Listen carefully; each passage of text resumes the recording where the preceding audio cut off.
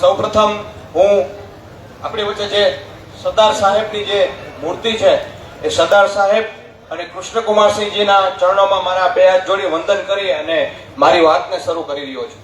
કારણ કે આજે આપણે 7/12 માલિકો છીએ, ખેડૂતો છીએ, તો એનો શ્રેય સરદાર સાહેબ અને કૃષ્ણકુમારસિંહજીને જાય છે. અને તમને લગભગ મોટા ભાગના લોકોને ખ્યાલ જ હશે કે ભારતના સૌથી પહેલા ખેડૂત આગેવાન કે ખેડૂત નેતા માનનીય આપણા સરદાર સાહેબ છે. સૌથી પહેલા ભારતના સૌથી પહેલો સત્યાગ્રહ એમને કર્યો તો ખેડૂતો માટે.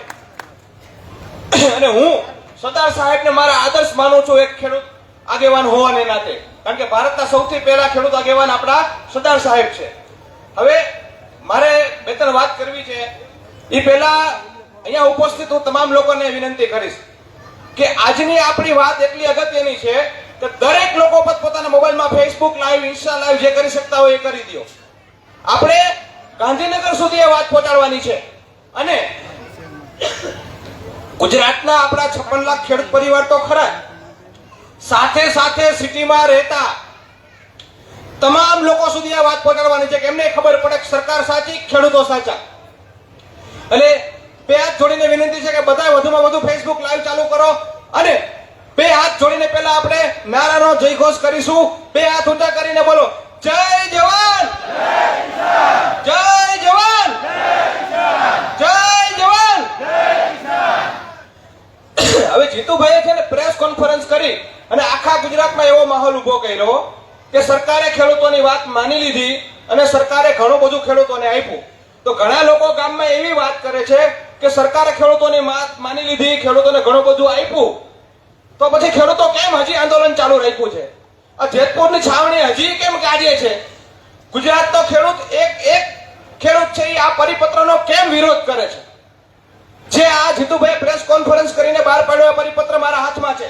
એક વકીલ તરીકે, એક ખેડૂત તરીકે, એક ખેડૂત આગેવાન તરીકે આનો અભ્યાસ કરીને હું સમાન અવસ્થામાં એક શબ્દ બોલી રહ્યો છું કે ભાઈ આ પરિપત્રનો આપણો શું કામ અનાદર કરીએ છીએ, કે આ પરિપત્ર છે એ અમને સ્વીકાર્ય શું કામ નથી?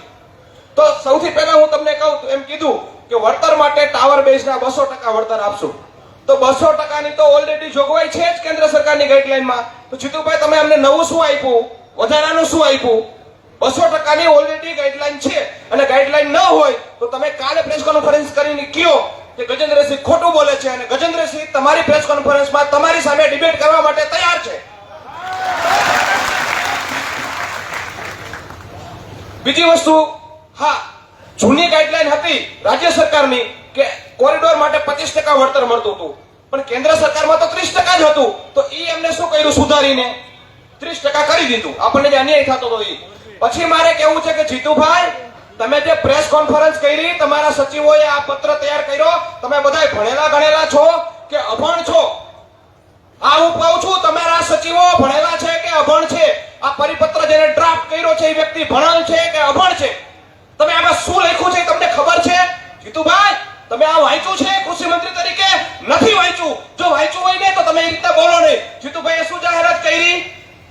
વળતર 100% અને આગોતરું આપશું, આવું જાહેરાત કરી. હવે હું આમાં તમને વાંચીને સંભળાવું. જીતુભાઈએ જે જાહેરાત કરી 100% વળતર અને આગોતરું પછી કામ ચાલુ, આવું કીધું ભાઈ? હું ભૂલતો નથી ને? આવું જ કીધું ને?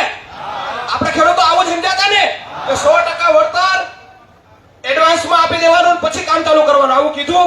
હવે જો જીતુભાઈ પરિપત્રમાં લખ્યું છે, જિલ્લા કલેક્ટર પેરા નંબર 6, હું કહી દઉં એ એમને, બરોબર? પેરા નંબર 6 માં વહીવટી પ્રક્રિયા કરીને લખ્યું છે. જીતુભાઈને ન મળે તો હું કહી દઉં. એટલે પેરા નંબર 6 વહીવટી પ્રક્રિયા, જિલ્લા કલેક્ટર શ્રી સમિતિ દ્વારા નક્કી થયેલ બજાર ભાવના આધારે વળતર ચૂકવવાની શરતે ટ્રાન્સમિશન લાઇનની ભૌતિક કામગીરી કોઈ પણ અડચણ વિના, ભૌતિક કામગીરી એટલે જે વાડી થાંભલા નખાય કોઈ પણ અડચણ વિના ત્વરિત આગળ વધારવાની મંજૂરી આપી શકશે. ત્વરિત, તાત્કાલિક આગળ વધવાની મંજૂરી આપી શકશે. તો આમાં 100% વળતર ક્યાં ગયું? શું કીધું? વળતર ચૂકવવાની શરતે, ચૂકવી દીધા પછી નહીં. શું લખ્યું છે? ખાલી કંપનીને એટલું કહેશે કે તમારે આને વળતર ચૂકવી દેવાનું, એ શરતે તમે કાલથી કામગીરી ચાલુ કરી દો. તો આપણું 100% વળતર ક્યાં ગયું? આપણું આગોતરું વળતર ક્યાંય ગયું? હાલો આ જીતુભાઈ તમે લખીને આપ્યું છે, આ વાંચ્યું છે? પછી સાંભળજો, પેરા નંબર 7 માં એવું લખ્યું છે, ચૂકવણીની રીત અને શરતો. જમીન માલિકને ચૂકવવા પાત્ર નુકસાન અંગેના વળતરની ચૂકવણી એક સાથે, સાંભળજો, એક સાથે અને ખેડૂતની સંમતિના આધારે કામગીરી શરૂ કરતા પહેલા અગાઉથી કરવાની રહેશે. શું કીધું? કામગીરી શરૂ કરતા પહેલા અગાઉથી કરવાની રહેશે. ઉપર શું લખ્યું પેરા 6 માં? કલેક્ટરને શેની સત્તા આપી? કે વળતર ખાલી ચૂકવવાની શરતે કંપનીને કામ કરવાની મંજૂરી આપી દો. તો જીતુભાઈ આમાં તમે પેરા 6 માં સાચા છો કે 7 માં સાચા છો? આનો છે જવાબ જીતુભાઈ પાસે? આપણે માંગવો જોઈએ કે ના માંગવો જોઈએ? એક જ પરિપત્રમાં બે જગ્યાએ, એક જગ્યાએ કલેક્ટરને કીધું કે તમે મંજૂરી આપી દો, ભલે કામ ચાલુ રહે. નીચે આપણને ખેડૂતોને એવું કીધું તમને 100% વળતર એડવાન્સમાં મળી જશે. તો સાચું કયું બેમાંથી? બેમાંથી સાચું કયું? તો આવો પરિપત્ર કરે એને અભણ કહેવાય કે ભણેલા કહેવાય? અભણ કહેવાય કે ભણેલા કહેવાય? તો જીતુભાઈને કહું છું, જીતુભાઈ આ સ્પષ્ટતા કોણ કરશે? આ સ્પષ્ટતા કોણ કરશે? કે તમે ખાલી વાય હવે મારે ગુજરાતની જનતાને, જે મારા ખેડૂત પરિવાર છે 56 લાખ, એ સિવાયની જનતાને કહું છું કે રાજ્ય સરકાર આવી બનાવટ કરે અમારા ખેડૂત પરિવાર હારે, આવી રીતના ખોટા પરિપત્રો બહાર પાડે, ખેડૂતોની બનાવટ કરે, જગતતાપની બનાવટ કરે, તો તમે જનતા, ગુજરાતની જનતા હવે આ સરકારના વખાણ કરશો? હવે જીતુભાઈના વખાણ કરશો? બરોબર. બીજી વસ્તુ તમને આગળ કહી દઉં. હવે એને એવું નક્કી કર્યું કે તમારી જમીનની કિંમત જે છે એ માર્કેટ રેટ પ્રમાણે આપશું. એ સારી બાબત છે, હું સ્વીકારું છું અને આવકારું છું, તમે માર્કેટ રેટ પ્રમાણે આપશો. પણ માર્કેટ રેટ નક્કી કોણ કરશે? કમિટી. કોણ નક્કી કરશે? કમિટી. તો કમિટી કેવી રીતે બનશે? તો કે કમિટીની અંદર 3 સભ્ય રહેશે, એક ખેડૂતનો, એક કંપનીનો અને એક કલેક્ટર પોતે, એ એના અધ્યક્ષ હશે. હવે બધાને એમ થયું કે સભ્ય એટલે ખેડૂતના મનમાં એવું છે કે મને અહીંયા મોકલી દે, તમને નહીં હો, તમારે જવાનું નથી. તમારે કોને મોકલવાનો છે? સરકાર માન્ય જે વેલ્યુઅર હોય, એ સરકારના લિસ્ટમાં જે વેલ્યુઅર હોય ને એને તમારે એમ કહેવાનું કે આ 10 માંથી એક જોડો અમારા વતી આવશે. સરકારના લિસ્ટમાં જે માણસ છે, જે સર્ટિફાઈડ વેલ્યુઅર, એમાંથી કોઈ પણ એક વેલ્યુઅર તમારે સિલેક્ટ કરવાનો, ઈ વેલ્યુઅર નક્કી કરશે. એટલે તમારો કોઈ સભ્ય નહીં, તમે નહીં, કોણ જશે? વેલ્યુઅર. ઈ વેલ્યુઅર ક્યાંથી લેવાનું? આપણે તમારા ગામમાંથી, મારા ગામમાંથી નહીં. ઈ વેલ્યુઅર કોને લેવાનો? આપણે લેવાનો, આપણે પણ લેવાનો ક્યાંથી? આ તો મેં તમને એમ કીધું કે તમારે જે માલ ખરીદવો એ ખરીદવાની છૂટ, પણ લેવાનો મારી દુકાને. તો પછી કેવો માલ આવે? કેવો માલ આવે? મારી દુકાન સિવાય કઈ લેવાનું નહીં. સર્ટિફાઈડ વેલ્યુઅર જે છે એ લેવા. તો ખેડૂતના પાસે હોય સર્ટિફાઈડ વેલ્યુઅર, તો આમાં એવી જોગવાઈ કરવી જોઈએ કે ગ્રામ પંચાયતની સમિતિ બને અને એ સમિતિ જે ભાવ નક્કી કરે એ ભાવ હોવા જોઈએ. આ મારી સલાહ સાચી છે? યોગ્ય લાગે છે? કે મારા ગામની અંદર છે, મારા ગામની સમિતિ બને ને ભાવ નક્કી કરે, એક એનો વેલ્યુઅર ભાવ નક્કી કરે અને કલેક્ટર. પછી સાંભળજો, આ લોકો કાગળ ઉપર, મને ખબર નહીં એમની શું મજબૂરી છે કે આટલી બધી કંપનીની ફેવર કરે છે. આપણે 56 લાખ ખેડૂતો, આપણે લગભગ આપણે એની સરકાર ધારીએ ત્યારે પાડી દઈ. આટલા મત હોવા છતાંય આપણી બીક નથી ને કંપનીની શું કામ જાજી બીક છે? આમાં એક વસ્તુ એવી લખી કે 2 વેલ્યુઅરના રિપોર્ટ આવી ગયા. શું આવશે રિપોર્ટ? એ બંધ કવરમાં, સીલ કવરમાં. એટલે આપણને તો ખબર જ નહીં પડે ખેડૂતને કે આપણા વેલ્યુઅરે શું ભાવ મોકલો, એ આપણને ખબર નહીં પડે. કંપનીના વેલ્યુઅરે શું ભાવ મોકલો, એ આપણને ખબર નહીં પડે. કલેક્ટરના વેલ્યુઅરે શું ભાવ નક્કી કર્યો, એ આપણને ખબર નહીં પડે. 3 બંધ કવર એની પાસે ગયા. પછી 2 કવર ખોલશે. શું કરશે? 2 કવર ખોલશે. એ 2 કવર ખોલ્યા પછી માની લો કે 2 નો ભાવ છે 20% થી વધારે ડિફરન્સ નથી રહેતો, તો શું કરવાનું? 2 ની એવરેજ કાઢી લેવાની. શું કરવાનું? માની લો એકમાં ભાવ 50 રૂપિયા છે, એકમાં ભાવ 100 રૂપિયા છે, તો કેટલો ડિફરન્સ થયો? 50% નો. તો હવે એને શું કીધું ખબર છે? તો તમારે કયો ભાવ ગણવાનો? નીચો ભાવ છે ને એમાં 10% ઉમેરવાનો. અને નીચલો ભાવ કેટલો છે? 50. 50 માં 10 ઉમેરો તો કેટલા થાય? 60. આપણી વેલ્યુ કેટલી હતી? 100. તો 100 ની જગ્યાએ આપણને કેટલા મળે? 60. વિચાર કરો, એમ નથી કેતા કે ઊંચો ભાવ છે એમાંથી 10 ઓછા કરવાના, તો 100 ના 90 આપણને આપી દઈએ, મંજૂર કે નહીં? નહીં. કંપનીને નુકસાન ન જવું જોઈએ, ખેડૂતો ભલે નુકસાન ભોગવે. કયા ભાવ લીધા એને? નીચા, એમાં 10% ઉમેરવાના. એવું નહીં કે ઊંચામાં 10% ઓછા કરી તો 100 ના 90 થાય. આ કેટલા થાય? 50 ના 60. સમજ્યા તમે? બીજી વસ્તુ એને આમાં એવી જોગવાઈ કરી કે માની લો તમે એમ કીધું કે 50 60 થઈ મને મંજૂર નથી, આપણે ના પાડી દીધી, તો એ શું કરશે? ત્રીજા વેલ્યુઅરનું જે કવર હતું ને બંધ સિક્રેટ કવર ઈ ખોલશે. પછી માની લો એમાં ભાવ નીકળો 80 રૂપિયા. કેટલો ભાવ નીકળો? 80 રૂપિયા. તો ઓલામાં 80 રૂપિયા થયા, આમાં કેટલો છે? 50 રૂપિયા. તો એ બે માંથી નીચો ભાવ હોય લેવાનો. કયો લેવાનો? નીચો એટલે કેટલા થાય? તો ઊંચો ભાવ નહીં, કારણ કે નીચો લઈએ તો પૈસા કેને ઓછા દેવા પડે? કંપનીને. અને ઊંચો ભાવ લઈએ તો પૈસા કેના ખિસ્સામાં વધારે જાય? તો ખેડૂતના ખિસ્સામાં પૈસા વધારે જાય એવું આ લોકો, વધારે એટલે આપણા હકના છે, આપણને સારું વળતર મળે એની વાત છે. તો ભાઈ તમે આ નીચો શું કામ શબ્દ વાપરો? નહીં એવરેજ એ નથી કહેતા હો કે ભાઈ બે ભાવ આવ્યા, એક 50 આવ્યો ને 80 આવ્યો, બેની એવરેજ કરો તો કેટલા થાય? તો 65 થાય ને. અને નીચો કેટલા થાય? 50. તોય આપણને પણ એવરેજ નહીં, ઊંચો ભાવ નહીં, પણ કયો લેવાનો? નીચો ભાવ. તો હવે આમને લાજ શરમ નેવે મૂકી દીધી, કહેવાય કે ન કહેવાય? લાજ શરમ નેવે મૂકી દીધી, કહેવાય કે ન કહેવાય?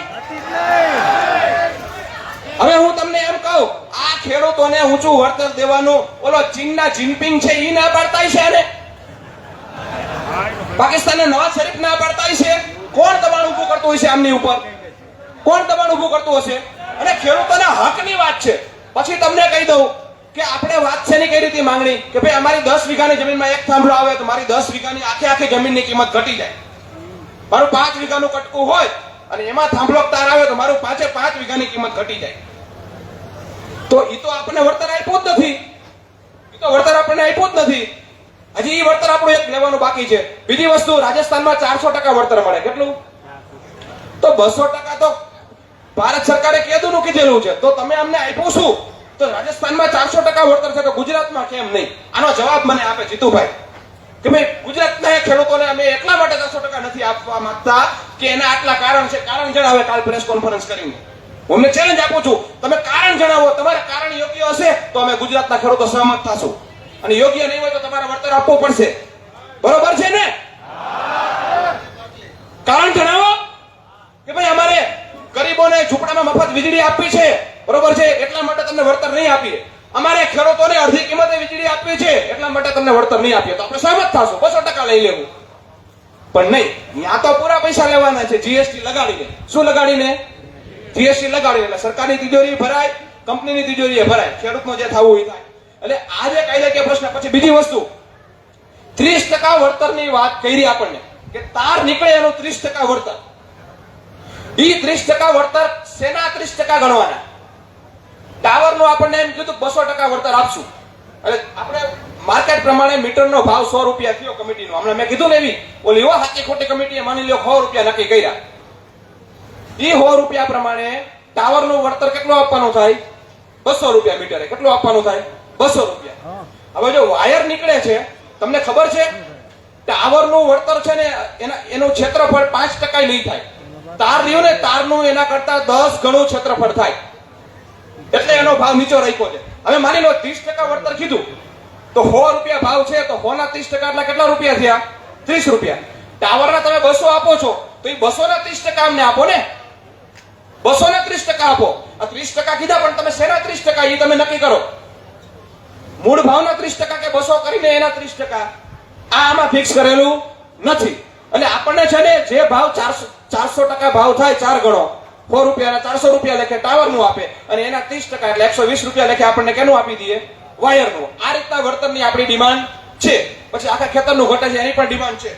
તો સમયની મર્યાદા છે એટલે હું એક લાઈન છે ને જીતુભાઈને નથી કહેતો.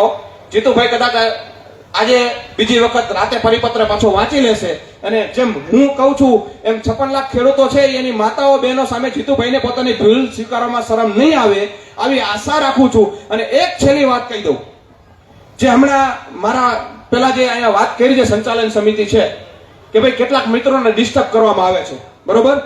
તો મારે અહીંથી કેવું છે, જે અધિકારીઓ કોઈ પણ નો હાથો બની અને અમારા એક પણ કાર્યકર્તાને ડિસ્ટર્બ કરવાનું કંઈ પણ કરશે, તમે ધ્યાન રાખજો. અમે 56 લાખ ખેડૂતોનો પરિવાર છીએ. તમે જ્યાં જ્યાં નોકરી કરી છે, ત્યાં ત્યાં તમે શું કર્યું છે, કેવા કેવા કામ કર્યા છે, કેવી કેવી તમારી કુંડળી છે, અમે પાછળ પડી આરટીઆઈ કરી અને તમારા તપાલા જણાવી દેશું. ત્યારે તમારા એકય આકા નહીં બચાવવા આવે, તમારે ને તમારા પરિવારે ભોગવવું પડશે. એટલે માપમાં રહેજો, કાયદામાં રહેશો તો ફાયદામાં રહેશો. કાયદો હાથમાં લઈ કોકના પીઠું બની, કોકના હાથા બની અને જરાય આ જે ગાંધી ચિંધ્યા માર્ગે બંધારણીય રીતે આંદોલન ચાલી રહ્યું છે અને એક પણ વ્યક્તિને ડિસ્ટર્બ કરવાનું કર્યું તો પછી અમે ખેડૂતના દીકરાઓએ કોર્ટ એમનામ નથી પહેર્યા. એ કોર્ટ અમે ખીપિયા ટીંગાડવા નથી લીધા.